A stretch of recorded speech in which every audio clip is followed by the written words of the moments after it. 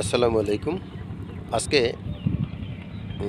এমন একটা জায়গায় আসছি যে জায়গাটায় নদীর পাড়ে।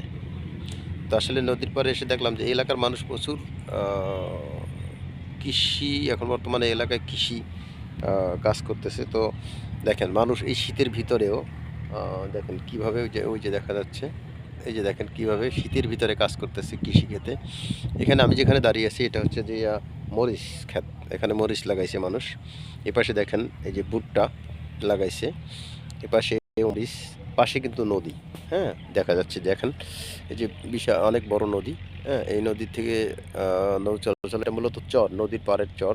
এই চরে প্রচুর কৃষি হয় মানুষের। হুম? এই এলাকায় মানুষ কৃষি দেয়, কৃষি কাজ করে।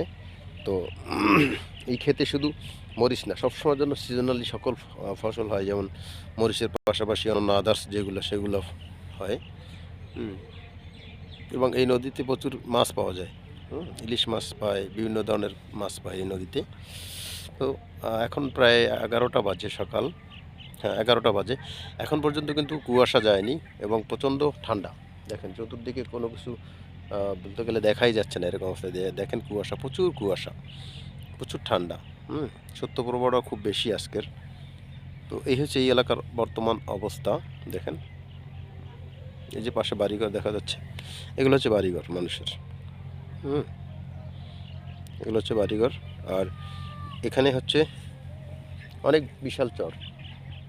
নদীর ওপারে বাড়িঘর। আ চরটা মোটামুটি অনেক বড়। দেখেন এই যে এখানে মানুষ বিভিন্ন ধরনের সবজি চাষ করে। বিভিন্ন ধরনের মরিচ, ভুট্টা। হুম? তো এই হচ্ছে সকালের চিত্র।